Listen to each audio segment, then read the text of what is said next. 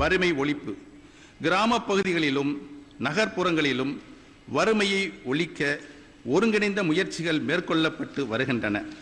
வேலைவாய்ப்பு திட்டங்களையும் இதர நலத்திட்டங்களையும் செயல்படுத்துவதோடு உலக வங்கி உதவியுடன் செயல்படுத்தப்படும் புதுவாழ்வு திட்டத்தின் கீழ் வறுமையை குறைப்பதற்கு சமூக பங்கேற்புடன் பொருளாதார மேம்பாட்டு உதவிகள் நேரடியாக வழங்கப்பட்டு வருகின்றன. 2012-13 ஆண்டிலிருந்து புதுவாழ்வு திட்டத்தின் உத்திகளை பின்பற்றி கிராமப்புற வறுமையை ஒழிப்பதற்காக 60 வட்டாரங்களில் தமிழ்நாடு மாநில கிராமப்புற வாழ்வாதார இயக்கம் செயல்படுத்தப்பட்டு வருகிறது. வரும் ஆண்டுகளில் படிப்படியாக இத்திட்டம் மாநிலம் முழுவதிலும் செயல்படுத்தப்படும். 2013-14 ஆண்டில் மேலும் 110 வட்டாரங்கள் இத்திட்டத்தின் கீழ் கொண்டு வரப்படும்.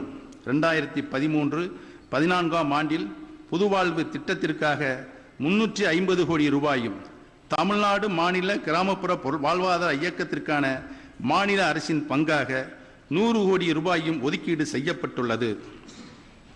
நகர்ப்புற வறுமை குறைப்பிற்கான சுவர்ண ஜெயந்தி சஹரி ரோஸ்கார் யோஜனா திட்டத்திற்காக 2013-14 ஆண்டில் மொத்தம் 99.73 கோடி ரூபாய் ஒதுக்கீடு செய்யப்பட்டுள்ளது. நகர்ப்புற வறுமை நிலையில் குறிப்பிடத்தக்க மாற்றத்தை ஏற்படுத்திட 2012-13 ஆண்டில் 200 கோடி ரூபாய் மதிப்பீட்டில் தமிழ்நாடு மாநில நகர்ப்புற வாழ்வாதார இயக்கம் தொடங்கப்பட்டது. நகர்ப்புற வறுமையை குறைப்பினை இலக்காக கொண்டுள்ள அனைத்து திட்டங்களையும் ஒருங்கிணைந்து அதில் ஏற்படும் நிதி பற்றாக்குறையை நிறைவு செய்ய தமிழ்நாடு மாநில நகர்ப்புற வாழ்வாதார இயக்கத்தின் கீழ் பெறப்படும் நிதி பயன்படுத்தப்படுகிறது. 2013-14 ஆண்டிலும் இத்திட்டத்திற்காக 200 கோடி ரூபாய் நிதியொதுக்கம் செய்யப்பட்டுள்ளது. வரும் காலத்தில் அனைத்து வறுமை ஒழிப்பு முயற்சிகளுக்கும் அடிப்படையாக அமையக்கூடிய வகையில் கிராம பகுதிகளிலும் நகர்ப்புற பகுதிகளிலும் வறுமை கோட்டிற்கு கீழே இருக்கக்கூடிய குடும்பங்களை கண்டறிவதற்கான சமூக பொருளாதார கணக்கெடுப்பு தற்போது நடைபெற்று வருகிறது. குடும்ப அடிப்படையிலான செயல் திட்டங்களை கொண்டு செயல்படுத்தப்படும் இத்தகைய ஒருங்கிணைக்கப்பட்ட அணுகுமுறை கிராமப்புற நகர்ப்புற வறுமையை பெருமளவு குறைத்து தமிழகத்தை வறுமையில்லா மாநிலமாக மாற்றிட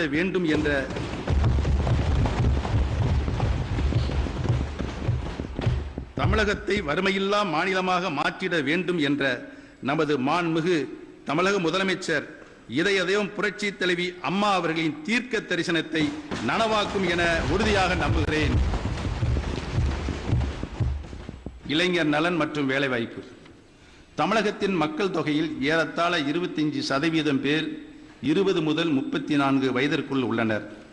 இந்த இளம் துடிப்புள்ள இளைஞர்களிடமே நமது மாநிலத்தின் எதிர்காலம் உள்ளது. சுய வேலைவாய்ப்பு பெறவோ அல்லது உற்பத்தி துறை மற்றும் சேவைத்துறைகளின் பணிபுரியவோ இந்த இளைஞர்கள் ஊக்குவிக்கப்பட்டு உரிய பயிற்சி அளிக்கப்பட வேண்டும். அவருடைய திறமைகளை ஒருமுகப்படுத்தி உற்பத்தி ஆற்றலை உயர்த்தி அதிக வருவாய் தரக்கூடிய பணிகளை மேற்கொள்ளத்தக்க வகையில் திறன் வளர் பயிற்சி மூலம் அவர்களுக்கு வலுவூட்டுவது நமது கடமை ஆகும். தமிழ்நாடு திறன் மேம்பாட்டு இயக்கத்தை செயல்படுத்தி வரும் மாநில திறன் மேம்பாட்டு கழகத்தின் மூலமாக திறன் வளர் பயிற்சிக்கு நாம் அளித்து வரும் முக்கியத்துவம் தொடரும். 75 கோடி ரூபாயாக இருந்த மாநில திறன் மேம்பாட்டு இயக்கத்திற்கான ஒதுக்கீடு வரும் நிதியாண்டில் 100 கோடி ரூபாயாக உயர்த்தப்படும். மேலும் வடிவமைக்கப்பட்ட திறன் பயிற்சியை தொடர்ந்து அளிப்பதற்காக 8 கோடி ரூபாய் நிதியொதுக்கம் செய்யப்பட்டுள்ளது. தொழில்துறையின் திறன் தேவைகளுக்கு ஏற்ப பயிற்சி திட்டங்களை மாற்றிடும் வகையில் தொழில்துறையினரின் பங்கேற்போடு பயிற்சி திட்டங்களை நடத்துவதற்கான வாய்ப்புகளையும் மாநிலம் கருத்தில் கொள்ளும். மேலும் நமது இளைஞர்களுக்கு உலக தரத்திலான திறன்களை அளித்து அவர்களை உலக அளவில் பணி வாய்ப்புகளை பெறக்கூடிய தகுதியுடையவர்களாக சர்வதேச நிறுவனங்களிடமிருந்து நிதியுதவியும் தொழில்நுட்ப உதவியும் பெற மாண்புமிகு அம்மா அவர்களின் அரசு நடவடிக்கை எடுக்கும். தொழில் முனையும் திறன் வளர் பயிற்சி திட்டத்தின் மூலமாக இளைஞர்களுக்கு சுய வேலைவாய்ப்புகளை அளித்திடுவதற்கான சிறப்பு முயற்சிகள் தொடரும். 2013-14 ஆண்டில் இளைஞர்களுக்கு இந்த பயிற்சியை அளிப்பதற்காக தொழில் முனையும் திறன் வளர்ச்சி நிறுவனத்திற்கு 5 கோடி ரூபாய் ஒதுக்கீடு செய்யப்பட்டுள்ளது. உள்கட்டமைப்பு பொருளாதாரத்தில் உயர் வளர்ச்சி ஏற்படுத்துவதற்காக பல முக்கிய கட்டமைப்பு திட்டங்களின் குறிப்பிடத்தக்க அளவில் முதலீடுகளை செய்வதற்கு மாண்புமிகு அம்மா அவர்களின் அரசு முக்கியத்துவம் அளிக்கும். 2 5-ஆண்டு திட்டங்களின் கால அளவை மனதில் கொண்டு செயல்படுத்தத்தக்க முக்கிய கட்டமைப்பு திட்டங்களின் தொகுப்பை கொண்டுள்ள தொலைநோக்கு திட்டம் 2023 2வது பகுதிக்கு மாண்புமிகு தமிழ்நாடு முதலமைச்சர் புரட்சித் தலைவி அம்மா அவர்களின் தலைமையில் நடைபெற்ற தமிழ்நாடு மாநில கட்டமைப்பு மேம்பாட்டு வாரியத்தின் முதல் கூட்டத்தில் ஒப்புதல் அளிக்கப்பட்டுள்ளது. அடுத்த 10 ஆண்டுகளில் 15 லட்சம் கோடி ரூபாய் அளவிலான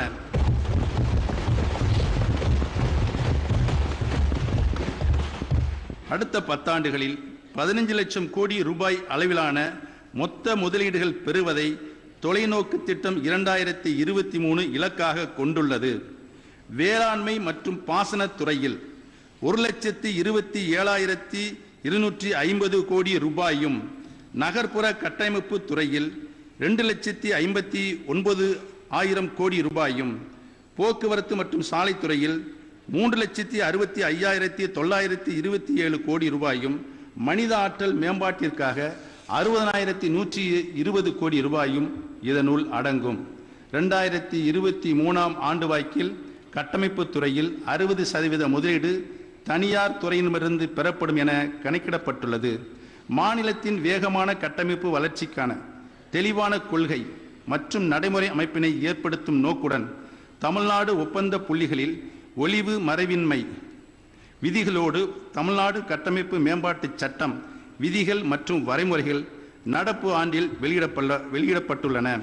2013-14 ஆண்டு வரவு செலவு திட்டத்தில் கட்டமைப்பு மேம்பாட்டு நிதிக்காக 2000 கோடி ரூபாயும், திட்ட வடிவமைப்பு நிதிக்காக 200 கோடி ரூபாயும் நிதியொதுக்கம் செய்யப்பட்டுள்ளன.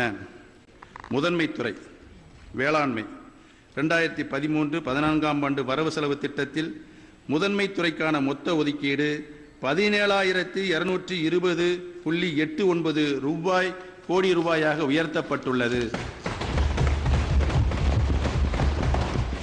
நடப்பு நிதியாண்டில் 4,829.93 கோடி ரூபாயாக இருந்த வேளாண் துறைக்கான ஒதுக்கீடு 2013-14 ஆண்டில் இதுவரை இல்லாத அளவில், அதாவது 5,189.15 கோடி ரூபாயாக உயர்த்தப்பட்டுள்ளது. கடந்த 2 ஆண்டுகளில் வேளாண் உற்பத்தி திறனை பெருக்கி மாநிலத்தில் 2வது பசுமை புரட்சியை ஏற்படுத்துவதற்கான வலுவான அடித்தளத்தை மாண்புமிகு அம்மா அவர்களின் அரசு அமைத்துள்ளது.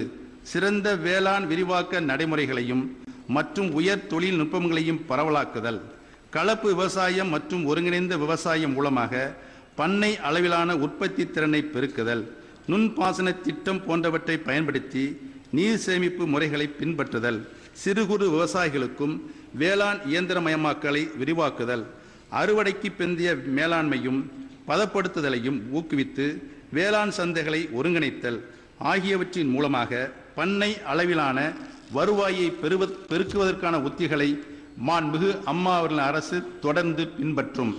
2012-13 ஆண்டில் தேசிய வேளாண்மை வளர்ச்சி திட்டத்திற்கு 669 கோடி ரூபாய்க்கான ஒப்புதலை தமிழகம் பெற்றுள்ளது.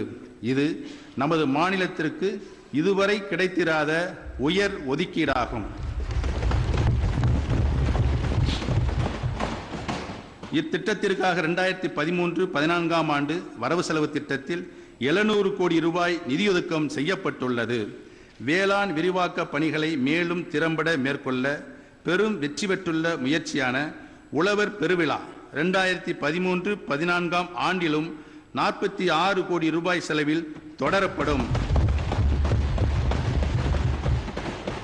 பயிர் உற்பத்தி திறனை உயர்த்திட மேலும் 5 லட்சம் ஏக்கர் நெல் சாகுபடி பரப்பு திருந்திய நெல் சாகுபடி முறையின் கீழ் கொண்டு வரப்படும்.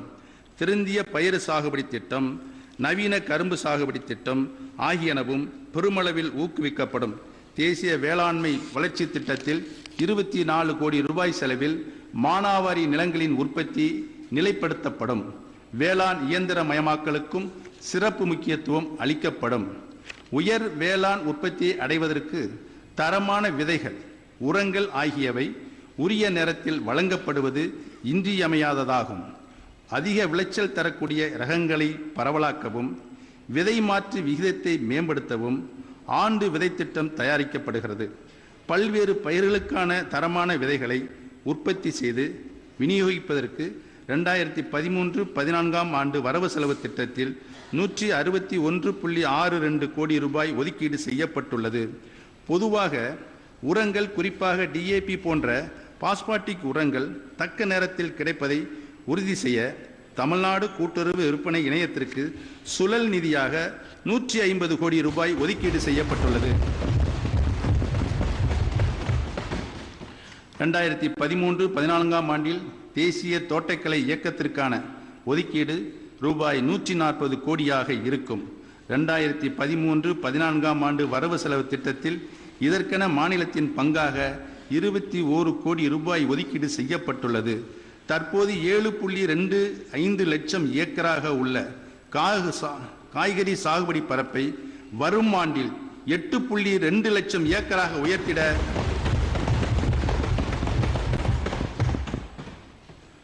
சிறப்பு கவனம் அளிக்கப்படும். தேசிய வேளாண்மை வளர்ச்சி திட்டம் மற்றும் தேசிய தோட்டக்கலை இயக்கத்தின் நிதிகளை ஒருங்கிணைத்து எளிதில் கிடைக்கூடிய வேளாண் பொருட்களை கையாளும் சந்தைகளை கிராம உற்பத்தி தொகுப்புகளுடன் ஒருங்கிணைப்பதற்கான சிறப்பு திட்டம் ஒன்று செயல்படுத்தப்படும். துல்லிய பண்ணை முறை, வலைநிழல் சாகுபடி, பசுமை குடில் சாகுபடி போன்ற பாதுகாக்கப்பட்ட வேளாண் சாகுபடி நடைமுறைகளை கொண்ட புதுமையான தொழில்நுட்பங்கள் ஊக்குவிக்கப்படும். ஏற்கனவே அறிவித்தவாறு நகரங்களை சூழ்ந்துள்ள பகுதிகளில் காய்கறிகள் பயிரிடுவதை ஊக்குவிப்பதற்கான திட்டம் 34 கோடி ரூபாய் செலவில் செயல்படுத்தப்படும். விவசாயிகளுக்கு கிடைக்கும் விலைக்கும் நுகர்வோர் வாங்கும் விலைக்கும் உள்ள இடைவெளியை குறைப்பதோடு வேளாண் விளைபொருள் சேதத்தை குறைக்கவும் இந்த முயற்சி உதவும். நுண்ணீர் உரப்பாசனம் மூலமாக துல்லிய பண்ணை முறையை நவீனமயமாக்க திரவ உரங்கள் முக்கியமானதாகும். வேளாண் பருவம் முழுவதிலும் திரவ உரங்கள் சரியான காலத்தில் கிடைப்பதை உறுதி செய்யும் வகையில் இவற்றை வாங்கி சேமித்து விநியோகிக்க 50 கோடி ரூபாயை சுழல் நிதியாக மாண்புமிகு அம்மா அவர்களின் அரசு 2013-14 ஆண்டு வரவு செலவு திட்டத்தில் ஒதுக்கீடு செய்துள்ளது. தேவையான சேமிப்பு வசதிகள், சந்தை நிலவரம் பற்றிய தகவல் பரிமாற்றம், சந்தைகளை அடைவதற்கு உரிய போக்குவரத்து வசதிகள் ஆகியன இல்லாததால் தமது விளைபொருட்களை விவசாயிகள் குறைந்த விலைக்கு விற்க நேரிடுகிறது. தேசிய வேளாண் வளர்ச்சி திட்டத்தில் 15 கோடி ரூபாய் செலவில் குறிப்பிட்ட வேளாண் சந்தைகளின் கட்டமைப்பு வசதிகள் மேம்படுத்தப்பட்டு அவற்றின் செயல்பாடு ஒருங்கிணைக்கப்படும். மேலும் MCX மற்றும் NCTEX போன்ற பொருட்சந்தைகளோடும் இவை இணைக்கப்படும். இம்முயற்சிகள் பொருட்சேதத்தை குறைப்பதோடு சந்தை நிலவரம் பற்றிய தகவல்களை பகிர்ந்து கொள்ளவும் உதவும். சேமிப்பு கிடங்கு வசதிகளை அதிகரிப்பதற்கான மாண்புமிகு அம்மா அவர்களின் அரசின் முயற்சிகளும் தொடரும். அறுவடைக்கு பின் வேளாண் விளைபொருட்களை கையாண்டு பதப்படுத்தும் வசதிகளை வலுப்படுத்தும் முயற்சி வேளாண் விளைபொருட்களின் விலையை, குறிப்பாக கெட்டுப்போகக்கூடிய விளைபொருட்களின் விலையை நிலைப்படுத்தும். தேசிய உணவு பதப்படுத்தும் இயக்கத்தில் வேளாண் விளைபொருள் பதப்படுத்தும் தொழிற்சாலைகளை நிறுவுவதற்காக 20 கோடி ரூபாய் ஒதுக்கீடு செய்யப்பட்டுள்ளது. பருவநிலை மாறுபாடுகளினால் பாதிக்கப்படாமல் இருக்க மாறுபாடுகளை கண்டறிதல், அவற்றை எதிர்நோக்கி நடவடிக்கை எடுத்தல், அவற்றால் ஏற்படும் பாதிப்பை குறைத்தல் ஆகிய உத்திகளை வேளாண்மையில் கையாள வேண்டியது அவசியமாகும். வறட்சி, வெள்ளம், உறுதியற்ற மழையளவு போன்ற பல்வேறு பருவநிலை மாறுபாடுகளை சமாளிக்க மாண்புமிகு அம்மா அவர்களின் அரசு பன்முனை அணுகுமுறையை பின்பற்றி வருகிறது. 100% பயிர் காப்பீட்டு அளவை அடைந்திட மாண்புமிகு அம்மா அவர்களின் அரசு முயற்சி செய்யும். 2013-14 ஆண்டில் பயிர் காப்பீட்டு திட்டங்களில் மாநில அரசின் பங்காக 42.95 கோடி ரூபாய் ஒதுக்கீடு செய்யப்பட்டுள்ளது. சொட்டு நீர் பாசனம் மூலமாக நீரை சேமித்து பயன்படுத்துவதற்கு பெரும் முக்கியத்துவம் அளிக்கப்படும். 2013-14 ஆண்டில் பல்வேறு திட்டங்களின் நிதியை ஒருங்கிணைத்து 520 கோடி ரூபாய் செலவில் 1.30 லட்சம் ஏக்கர் பயிர் பரப்பு நுண்ணீர் பாசனத்தின் கீழ் கொண்டு வரப்படும். சிறு குறு விவசாயிகளுக்கு நுண்ணீர் பாசன திட்டங்களின் கீழ் பயன்பெறுவதற்கான 1 ஏக்கர் என்ற உச்சவரம்பை நீக்கப்படும்.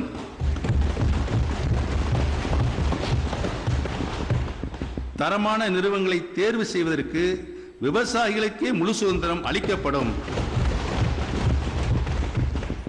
திட்ட மானியம் விவசாயிகளின் வங்கிக் கணக்கிற்கு நேரடியாக மாற்றப்பட்டு அவர்களுக்கு வழங்கப்பட்ட உறுதிச்சீட்டு மூலமாகவும் தனி நிறுவனத்தின் ஆய்வறிக்கை அடிப்படையிலும் திட்டம் முறையாக செயல்படுத்தப்பட்டதை உறுதி செய்த பிறகு உபகரணத்தை வழங்கிய நிறுவனத்திற்கு உரிய தொகை விடுவிக்கப்படும்.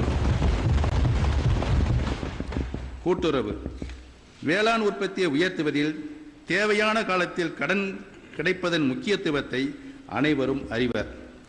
நடப்பு நிதியாண்டில் 2013 ஆண்டு பிப்ரவரி திங்கள் வரையில் 3720 கோடி ரூபாய் கூட்டுறவு நிறுவனங்களால் பயிர்க்கடனாக வழங்கப்பட்டுள்ளது. 2013-14 ஆண்டில் பயிர்க்கடன் வழங்குவதற்கான ஆண்டு கடன் திட்ட இலக்கு 39,135 கோடி ரூபாய் என நிர்ணயிக்கப்பட்டுள்ளது. கூட்டுறவு அமைப்புகள் மூலமாக இந்த ஆண்டு வழங்கப்படும் பயிர்க்கடனுக்கான இலக்கு 4000 கோடி ரூபாயாகும். வரும் நிதியாண்டில் இந்த இலக்கு 4500 கோடி ரூபாயாக உயர்த்தப்படும்.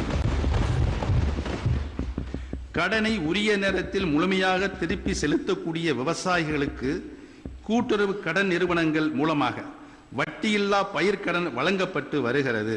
2013-14 ஆண்டு வரவு செலவு திட்டத்தில் இந்த பயிர்க்கடன் வட்டி மானிய உதவிக்காக 160 கோடி ரூபாய் ஒதுக்கீடு செய்யப்பட்டுள்ளது. கடந்த 2 ஆண்டுகளில் கூட்டுறவு அமைப்புகளின் சேமிப்பு கிடங்கு கட்டமைப்பு வசதிகள் குறிப்பிடத்தக்க அளவிற்கு வலுப்படுத்தப்பட்டுள்ளன. இதுவரை 237.02 கோடி ரூபாய் செலவில் 2.85 லட்சம் மெட்ரிக் டன் கொள்ளளவு கொண்ட 2270 சேமிப்பு கிடங்குகளுக்கான பணிகள் மேற்கொள்ளப்பட்டுள்ளன. இதனால் தொடக்க வேளாண்மை கூட்டுறவு சங்கங்கள் குறைந்தபட்சம் 100 மெட்ரிக் டன் கொள்ளளவு கொண்ட சேமிப்பு கிடங்கு வசதிகளை பெற்று வேளாண் விளைபொருள் அடமான கடன்களை விவசாயிகளுக்கு அளிக்க வழிவகை ஏற்பட்டுள்ளது. ஏற்கனவே உறுதியளித்தவாறு கூட்டுறவு அமைப்புகளுக்கான தேர்தல் அறிவிக்கப்பட்டுள்ளது. 22,532 கூட்டுறவு அமைப்புகளுக்கான தேர்தல் 4 கட்டங்களாக நடத்தப்படும். இதற்கான நடவடிக்கைகள் ஏற்கனவே தொடங்கப்பட்டுள்ளன. கூட்டுறவு நிறுவனங்களில் ஜனநாயகம் தலைத்தோங்கச் செய்யும் இலக்கு எய்தப்படுவதை இது உறுதி செய்யும்.